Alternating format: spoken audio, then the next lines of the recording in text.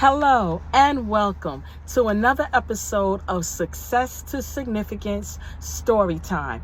If you've been watching the channel, you know that I have dedicated a certain number of videos to tell you stories and things that have occurred that can helpfully edify you, uplift you, give you something to think about. So today, as you see, I'm in my car again. Yes, family, it is going down. I'm out and about. I just finished. This week has been really nice. I've finished a few really beautiful events. So I'm really excited about it. And I think I'll have a story to tell out of those events that I did, but that's at another time. You saw the thumbnail and you saw the picture. Monday morning quarterback. Yes, family, we're going to talk about being a Monday morning quarterback. Now, I guess I would have a million stories to tell about this because in my career, we constantly evaluated what we would have done differently, what we would have expected somebody else to do. And, I found it to be a little unfair because you never know what you're going to do until you are actually in that situation. Now,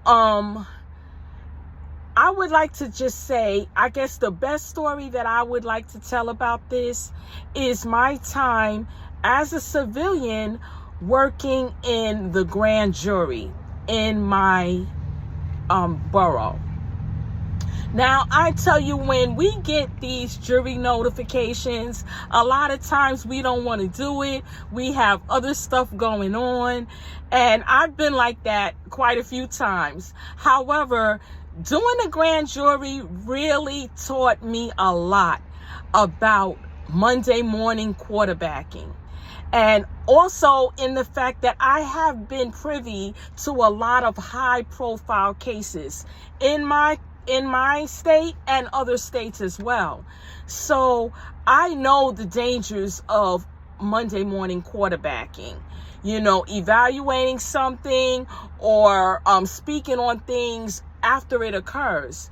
It's not really a good idea, family, because you never know all the facts unless you were there.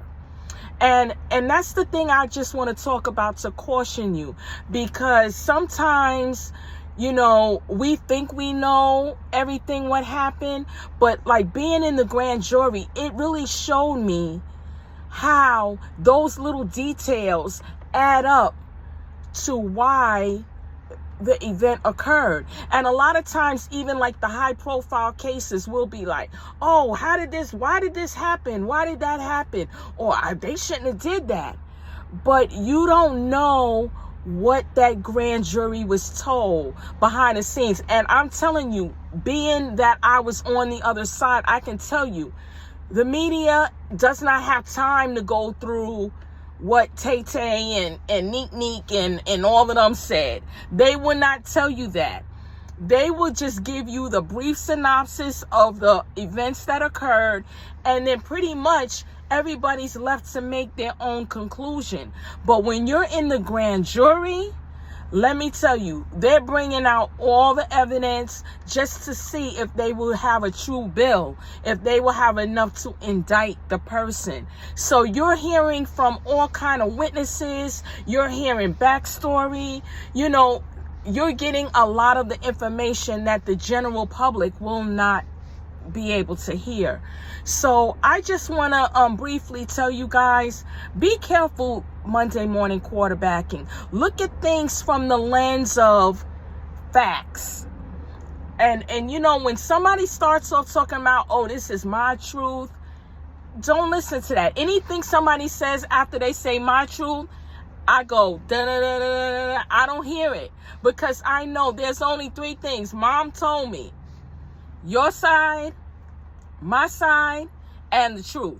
And that is a really good saying, because you don't know unless you're in that situation. The facts will prevail, so You can't be emotional. You can't put your feelings inside of it. If it's a close relative or a close friend, sometimes we will change our mind depending on that. But the facts are the facts.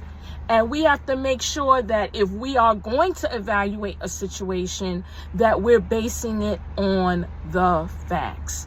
So that's what I have for you guys today. I hope it helped you. I hope it gave you something to think about today. And I want you to enjoy the rest of the day. Bye.